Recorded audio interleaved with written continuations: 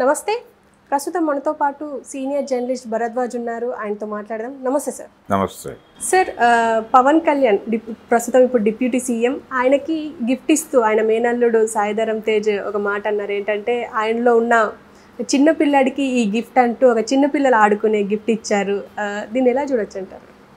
అంటే star wars వీటికి సంబంధించిన ఇవేవో గేమ్స్కి సంబంధించిన ఎక్విప్మెంట్ ఇచ్చాడు ఆయన. నిజానికి తనకి అవి ఆయనే పరిచయం చేశాడు అని కూడా చెప్పుకున్నాడు. అంటే మేనమామ కాబట్టి మేనల్లుడికి ఇవన్నీ గిఫ్ట్లు ఇచ్చి ఉంటాడు ఆ రోజుల్లో ఆయన.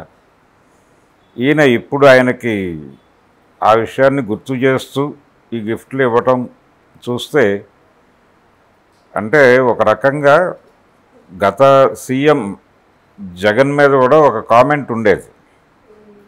ఆయన ప్రజల్ని కలవడం లేదు అంటే జగన్మోహన్ రెడ్డి ఎన్నికల్లో గెలిచిన తర్వాత చాలా కాలం పాటు ఎవరికి యాక్సెస్ ఇవ్వలేదు. ప్రజలకి మాత్రమే కాదు ఆయన ఎమ్మెల్యేలకి కూడా యాక్సెస్ ఇవ్వలేదు. ఏం చేస్తున్నాడు ఈయన అక్కడ తాడేపల్లి ప్యాలెస్లో అని ఒక చర్చ జరిగేది. పబ్జీ ఆడుకుంటున్నాడు ఆయన అనేవాడు. అయితే జగన్మోహన్ రెడ్డి అసలు నాకు ఫోనే లేదు, నేను ఎప్పుడూ ఫోన్ వాడలేదు, ఎవరో అంటే ఒక కాంటాక్ట్ నెంబర్ ఉంటుంది దాని నుంచి నేను మాట్లాడతాను అని చెప్పాడు. ఈ మధ్య కూడా చెప్పాడు ఆ మాట.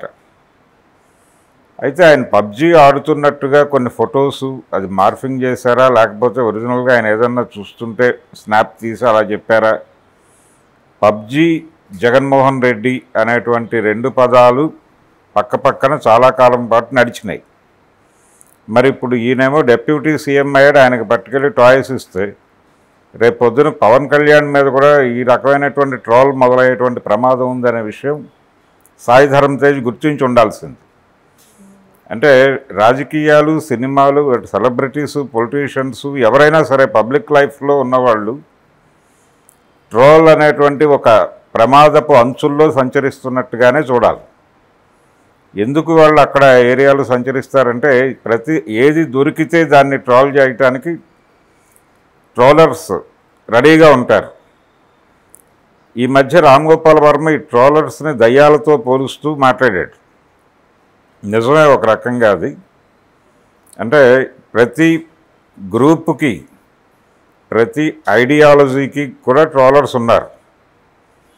ప్రతి పార్టీకి ట్రోలర్స్ ఉన్నారు విడిగా. అంటే గ్యాంగ్స్ని మెయింటైన్ చేస్తున్నారు వీళ్ళు డబ్బులు ఇచ్చి, వేతనాలు ఇచ్చి.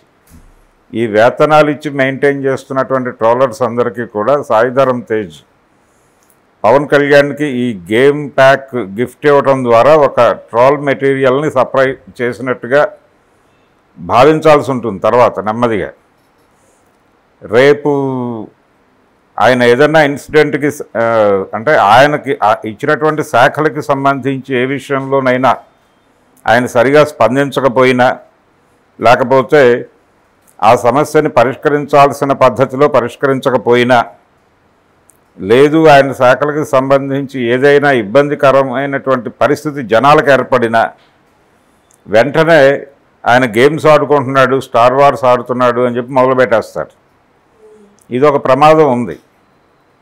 కాబట్టి ఇది కూడా దృష్టిలో పెట్టుకుని చేస్తుంటే బాగుండేది. ఆయనలో ఉన్నటువంటి ప్రతి మనిషిలోనూ బాల్యం తాలూకా ఒక ప్రభావం నడవాలి. బాల్యం తాలూకా ప్రభావం లేని మనిషి చాలా క్రూయల్గా మారతాడు. ఎవరైనా కావచ్చు అది. అంటే ఇది సైకాలజిస్టులు చెప్పిన విషయమే. ప్రతి మనిషిలోనూ ఏ మనిషిలో అయితే బాల్యం కొంచెం ఎక్కువగా బతికుంటుందో అతను కొంత హ్యూమన్గా ఉంటాడు, మానవీయంగా వ్యవహరిస్తాడు ప్రపంచంతోనూ తన తోటి మనుషులతోనూ. బాల్యం పూర్తిగా చనిపోయినటువంటి వ్యక్తి, బాల్యం అంటే భయపడేటువంటి వ్యక్తి చాలా ప్రమాదకరంగా మారుతాడు సమాజానికి అనేది సైకాలజిస్టులు చాలా కాలంగా చెప్తున్నటువంటి విషయం. నిజమే అది. అంటే బ్యాడ్ పీపుల్లో చాలా వరకు వాళ్ళు బాల్యంలో అనుభవించినటువంటి పెయిన్స్ పనిచేస్తాయి. అంటే సైకలాజికల్గా డిస్టర్బ్ అయిపోయిన వాళ్ళు, సైకలాజికల్ డిజార్డర్స్తో ప్రపంచాన్ని ఇబ్బంది పెట్టేవాళ్ళు, వాళ్ళల్లో ఎక్కువ మందికి ప్రధానంగా గమనిస్తే ఒక దుర్మార్గమైనటువంటి బాల్యం ఉంటుంది వాళ్ళకి. బాల్యాన్ని గుర్తు తెచ్చుకోవాలంటే భయపడేటువంటి పరిస్థితి ఉంటుంది. అలాంటి వాళ్ళు చాలా ప్రమాదకరంగా మారుతారు సమాజానికి. అందుకని బాల్యం బతుకుండటం అనేది మంచిదే. ఆ బాల్యం ఏ మోతాదులో బతుకుంటే ఆ మేరకు మానవీయంగా ఉంటాడు ఆ మనిషి. పవన్ కళ్యాణ్లో ఆ బాల్యం ఉంది అని ఈయన ఎక్నాలజీ చేస్తున్నాడు. ఆ ఎక్నాలజీ చేసిన మాట వాస్తవమే అయితే ఆయన చాలా మానవీయంగా ఉంటాడు. పవన్ కళ్యాణ్ మీద ఒక పాజిటివ్ టోన్ ఉంది ఆల్రెడీ. ఆ మధ్య చిరంజీవి గారు పవన్ కళ్యాణ్ని గెలిపించండి అని పిఠాపురం ప్రజలకు చేసిన విజ్ఞాపన వీడియోలో ఒక మాట అన్నాడు. కౌలు రైతులకి డబ్బులు ఇచ్చాడు, తన సొంత డబ్బులు పంచాడు ఆ రోజుల్లో, దాన్ని దృష్టిలో పెట్టుకునైనా సరే ఓటేయండి పవన్ కళ్యాణ్కి అన్నాడు ఆయన. అంటే అమరావతి ప్రకటించిన రోజున అక్కడ కౌలు రైతులు ఉన్నారు. కౌలు రైతులు తమ వృత్తి కోల్పోతామనే ఉద్దేశంతో ఈ అమరావతి నినాదాన్ని వ్యతిరేకిస్తూ అక్కడ నిరాహార దీక్షలు చేశారు. చేసినప్పుడు వాళ్ళకి ఉపాధి కూడా కోల్పోయారు చాలా చోట్ల. ఆ సందర్భంలో ఈయన కొంత డబ్బులు పంచాడు 2-3 ఊళ్ళల్లో. ఆ డబ్బులు పంచిన ఊళ్ళలోనే తర్వాత రోజుల్లో మీటింగ్ పెట్టి ఆయన తెలుగుదేశం పార్టీని తూర్పారబట్టాడు. అది వేరే గొడవ. తర్వాత మళ్ళీ ఇప్పుడు వాళ్ళందరూ కలిసి ఒకే కూటమిగా ఉన్నారు. సో కొంత చాలా సందర్భాల్లో ఒకసారి ఎప్పుడో ఆయన సినిమాలో నటించే రోజుల్లో త్రివిక్రమరావు గారు, ఆయన ప్రొడ్యూసర్, బద్రీ సినిమాకి నిర్మాత, ఆయన ఒక మాట అన్నాడు. అంటే పవన్ కళ్యాణ్ తన కోసం రెమ్యూనరేషన్ అడగలేదు, ఎవరికో డబ్బులు ఇవ్వాలి అని చెప్పి నా దగ్గరికి వచ్చి రెమ్యూనరేషన్లో ఒక పార్ట్ ఇవ్వండి అని అడిగాడు, ఇచ్చి పంపించాను నేను అని అన్నాడు ఆయన. అది పేపర్లో వచ్చిన వార్తే. అంటే తన కోసం కాదు, ఎవరికో డబ్బులు ఇవ్వాలి, వాళ్ళతో ఇబ్బందుల్లో ఉన్నారు, మీరు కొంచెం ఎక్కువ డబ్బులు ఇస్తే నేను వాళ్ళకి ఇస్తాను అని చెప్పి అడిగాడు, నేను ఇచ్చి పంపించాను అన్నాడు ఆయన. ఇలాంటి సందర్భాలు 2-3 మాట్లాడారు. తమ్ముడు ప్రొడ్యూసర్ కూడా మాట్లాడాడు ఇలాంటి మాటే. సో ఆ తరహా ఇమేజ్ ఉంది ఆయనకి. కొంచెం స్నేహితులకి సన్నిహితులకి ఏదైనా సమస్య వస్తే వెంటనే రెస్పాండ్ అవుతాడు అని. అలాగే నాగబాబు ఒకసారి కష్టంలో ఇరుక్కున్నాడు. ఆరెంజ్ సినిమా సందర్భంగా ఫైనాన్సర్స్ నుంచి బాగా ప్రెజర్ ఎదుర్కొన్నాడు ఆయన.